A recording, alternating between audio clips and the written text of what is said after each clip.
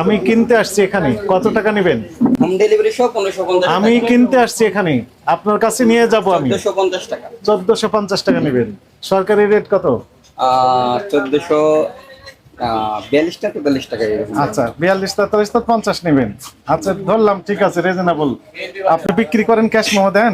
না, cash memo. আপনার মূল্য তালিকা আছে?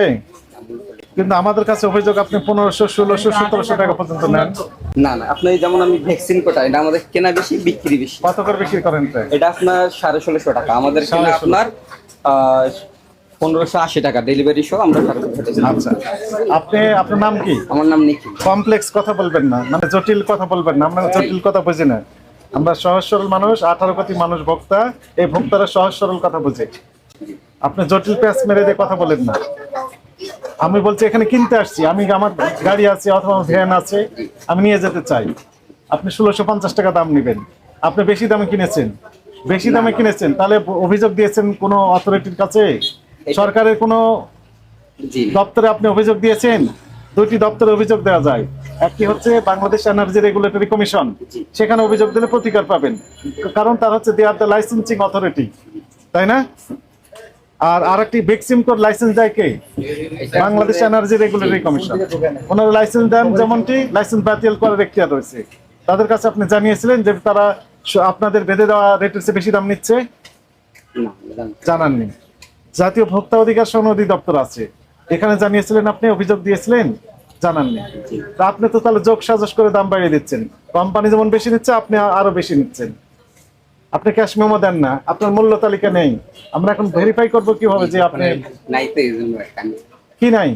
দোকানের মালিক আপনি কে? আমি ওনাদের কর্মচারী। কর্মচারী? আমিও তো কর্মচারী।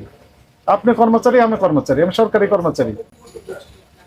আপনি একজন মালিকের কর্মচারী, আপনি বেতন পান, আমিও বেতন পাই, কোনো ডিফারেন্স নাই।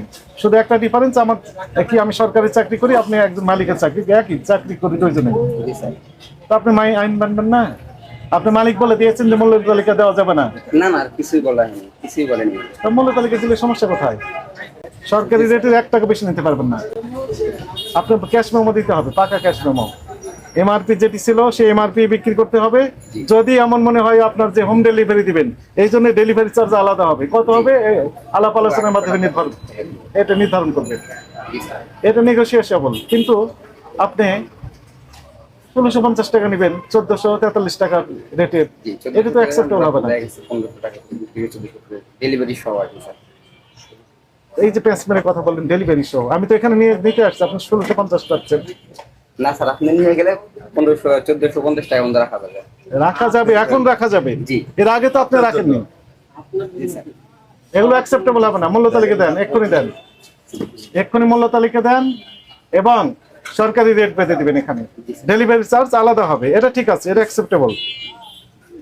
আপনি ক্যাশ মেমো দিতে হবে, মোটাইয়া যে লেখেনি আর মতো বোতলে লেখে। ক্যাশ মেমো দিতে হবে। যেহেতু ইতিপূর্বে মূল্য তালিকা দেননি, বেশি দামে বিক্রি করছেন, আপনাকে সতর্কতামূলক 10,000 টাকা জরিমানা আরোপ করা হলো। এখন পরিশোধ করেন। এই